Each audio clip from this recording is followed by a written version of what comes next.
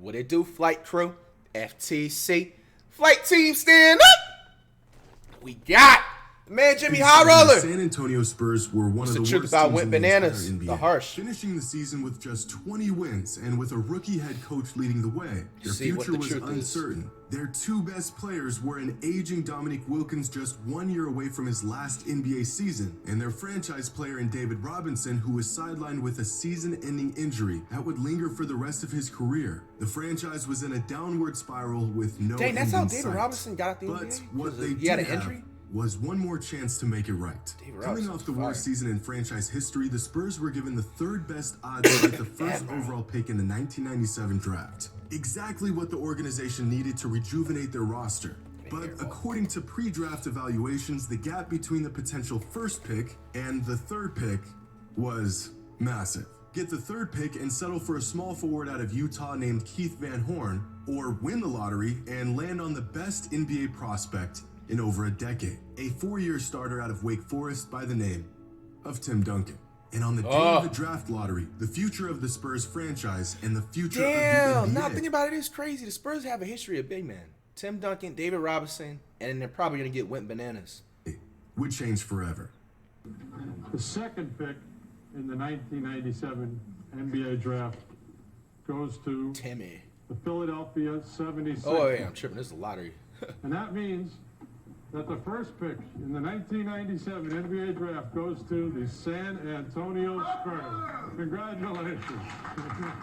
Yeah. See this guy right here? That's Spurs chairman Peter Holt. And in this moment, he was the happiest man on earth because he just won the first overall pick in the 97 NBA draft. Who he would pick was already a foregone conclusion. But not Peter or anyone else at the time knew that the Spurs just won the rights to one of the greatest players in the history of the game. And this very Fundamentals, moment bro. was the beginning Definition of one of the of greatest dynasties in NBA history.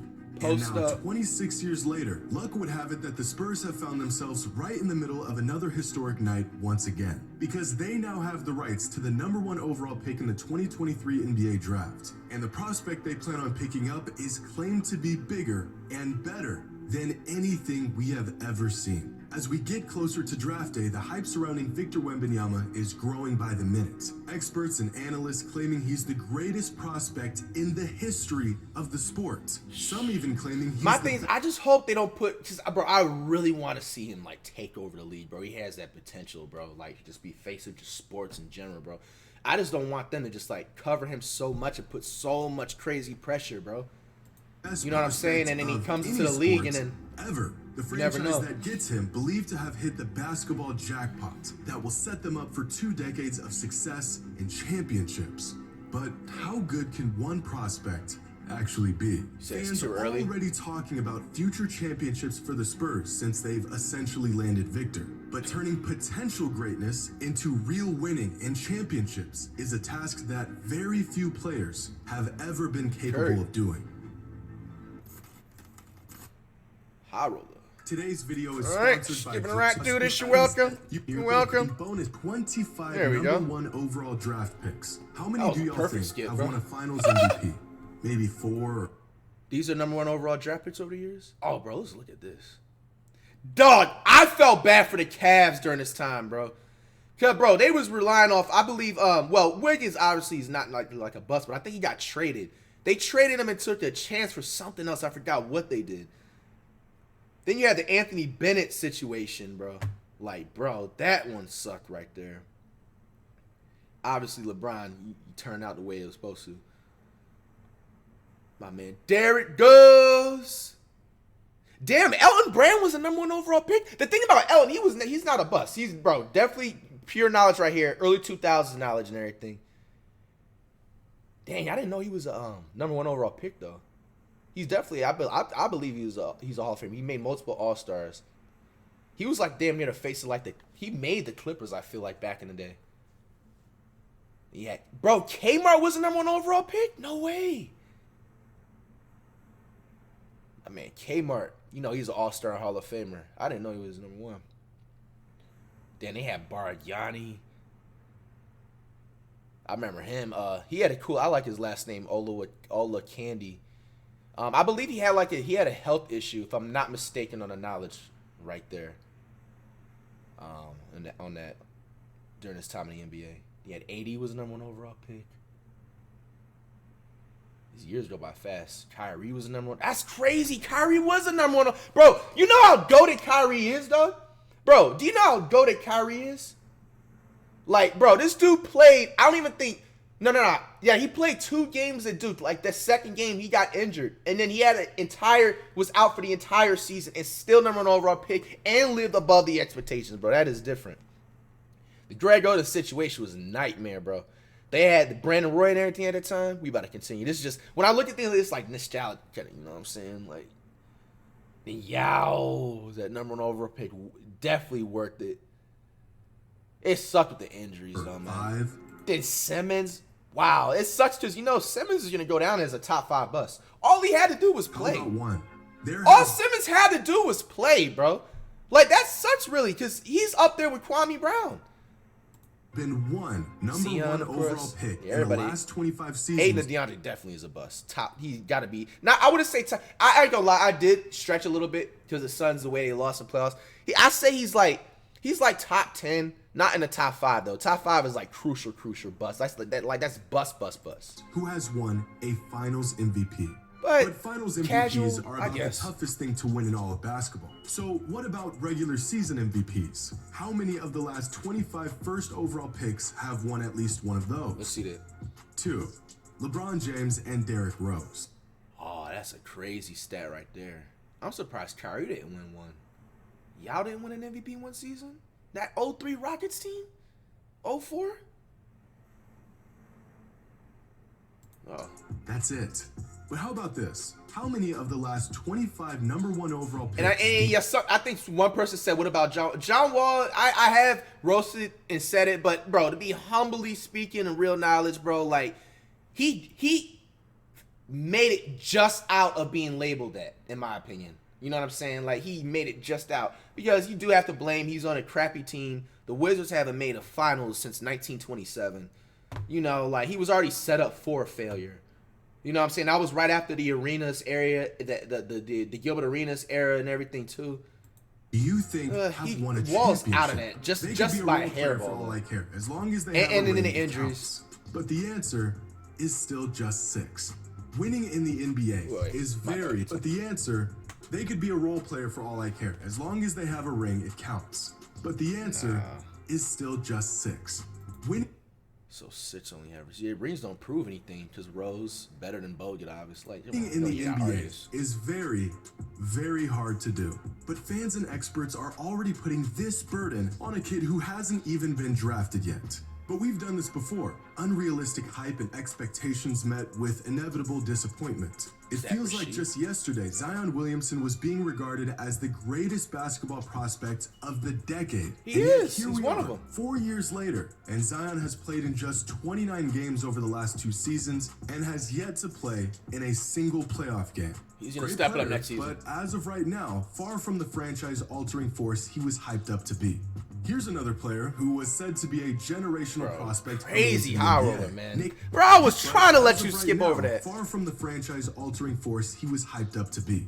Nah, bro. He's definitely a franchise-altering. Bro, and honestly, bro, I don't even think Zion is motivated to play with the Pelicans, bro. You put Zion on a team like the Heat or something like that, bro, them 29 games are going to turn into 50, bro. Here's another player who was said to be I don't know why, bro. It triggers me when people try to say Zion is like a bust or borderline, bro. Like, bro, anybody that's able to at least do an East Bay dunk or a 360 windmill, first of all, is a first ballot Hall of Famer. You cannot have you cannot have the balls to say that somebody is a bust when they're able to pull off something that athletic. I don't know. It always frustrates and triggers me seeing that. Nicknamed the Fresh Prince, being that he was the guys. What are we really doing in the chat? The guts. That's no, not. You see now, that's not really like. Or to LeBron James.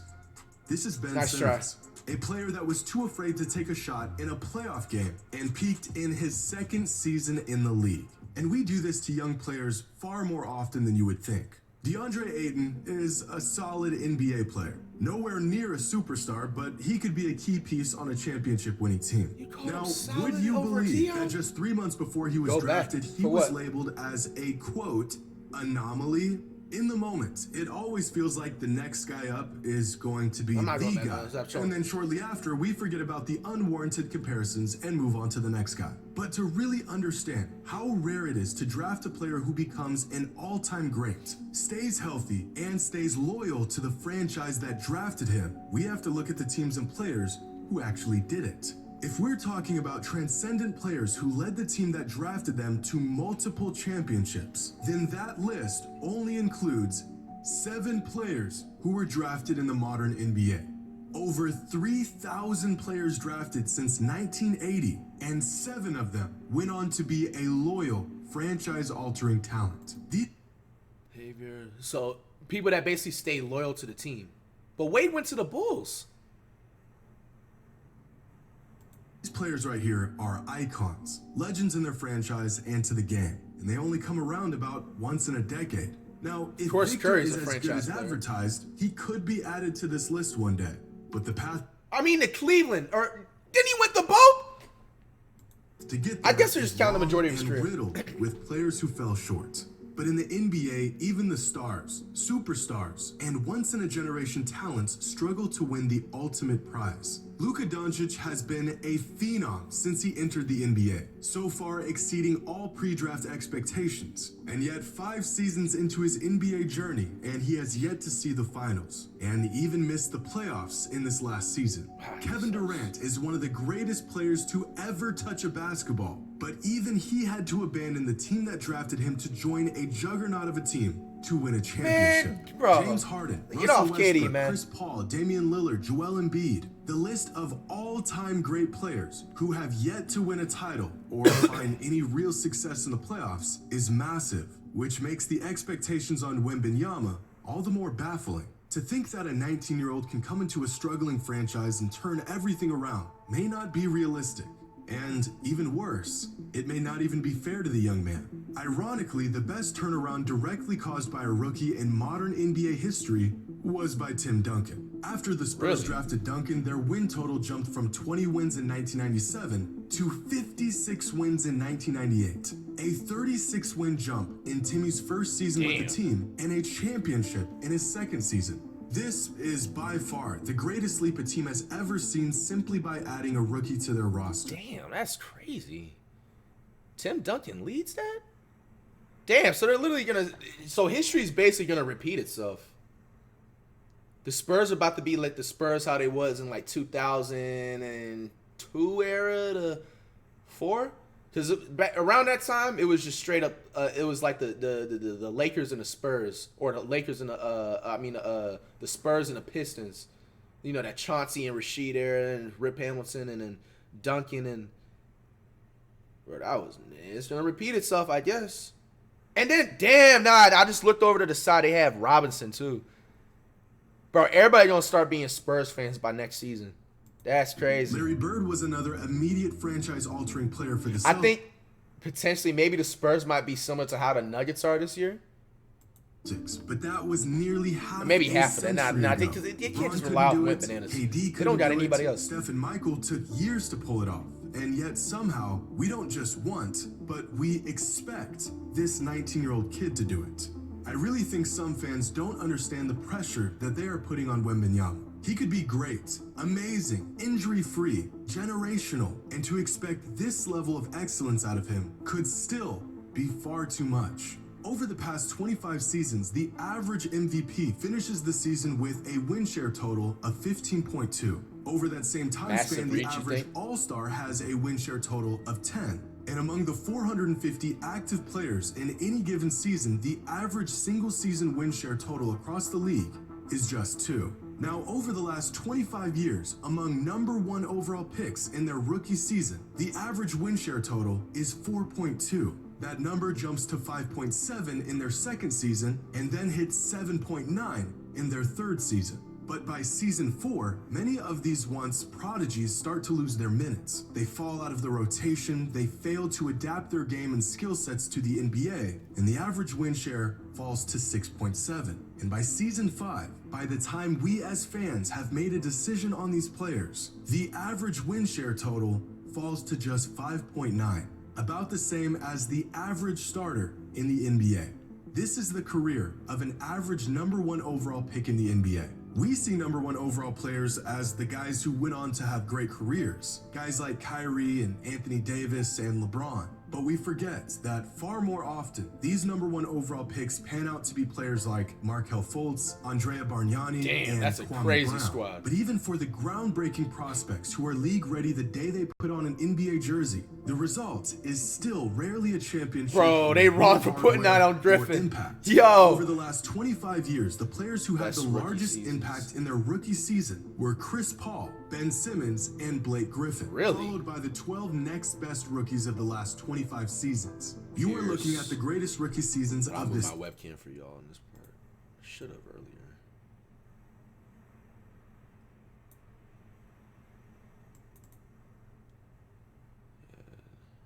This rookie.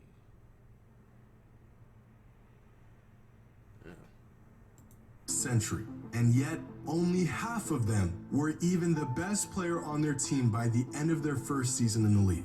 But I want y'all to take a guess at how many of these players even made the playoffs in their rookie season. Yes, I'm That's gonna right. say.